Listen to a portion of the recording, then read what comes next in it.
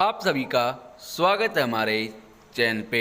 अगर आप हमारे चैनल पे पहली बार आए हैं तो प्लीज़ चैनल को सबसे पहले सब्सक्राइब कीजिए और भी नोटिफिकेशन के लिए प्लीज़ बेल आइकन को भी प्रेस कर देना।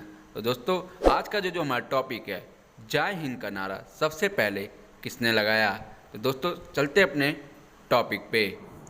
हम अब तक यही मानते आए हैं कि सुभाष चंद्र बोस ने सबसे पहले जय हिंद का नारा दिया था, लेकिन हैदराबाद की महान शख्सियतों और लघु कथाओं पर आधारित एक किताब के अनुसार यह नारा सबसे पहले नेताजी के सचिव और दुभाषी ने दिया था, जो हैदराबाद के रहने वाले थे और जिन्होंने नेताजी के साथ काम करने के लिए जर्मनी में अपनी इंजीनियरिंग की पढ़ाई छोड़ दी थी।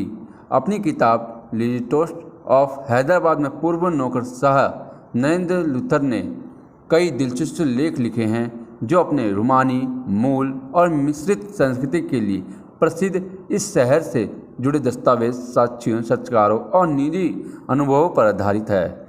इनमें से एक दिलचस्प कहानी जय हिंद नारे की उत्पत्ति से जुड़ी है।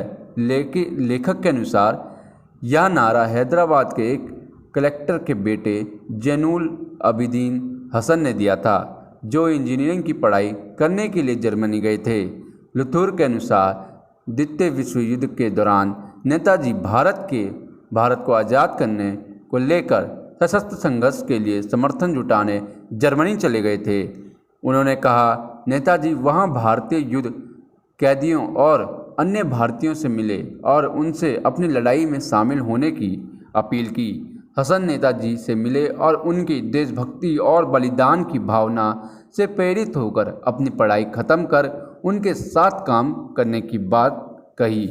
नियोगी बुक्स द्वारा प्रकाशित इस किताब के अनुसार नेताजी ने हसन पर ताना मारते हुए कहा कि अगर वह इस तरह की छोटी चीज़ों को लेकर चिंतित है तो वह बड़े उद्देश्य के लिए काम नहीं कर पाएंगे। यह सुनकर हसन ने अपनी पढ़ाई छोड़ दी और नेताजी के सचिव और दुभाषी बन गए। लेखक के अनुसार हसन बाद में आईएनए इंडियन नेशनल आर्मी में मेजर बन गए और बर्मा म्यांमार से भारत की सीमा पर पार तक के मार्च में हिस्सा लिया। आईएनए तब इम्फाल तक पहुंच गई थी। अब पूर्ति और हथियारों की कमी की वजह से उसे पीछे हटना पड़ा था। लूथर ने लिखा है, नेताजी अपनी सेना और आज़ाद भारत के लिए एक भारतीय अभिभाव संदेश चाहते थे। बहुत सारी सलाहें मिली।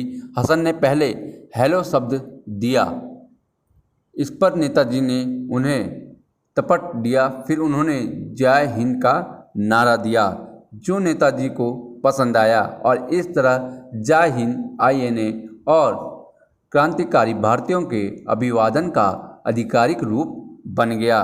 बाद में इसे देश के आधिकारिक नारे के तौर पर अपनाया गया। तो दोस्तों, आपको तो पता ही चल गया होगा कि हमारे देश का जय हिंद का नारा सबसे पहले किसने लगाया। और हाँ, अगर आप हमारे चैनल पे अभी तक बने हो तो प्लीज़ चैनल को सब्सक्राइब कीजिए, बेल आइकन क्लिक कीजिए, सबसे पहले नोटिफिकेशन आप ही को मिलेगा। और भी इसी प्रकार के नए नए वीडियो हम आपको लाते रहेंगे, जिससे आपको नई नई इन्फॉर्मेशन और नई नई जानकारियाँ मिल सके। तो हमारे चैनल को सब्सक्राइब करना ना भूलिएगा।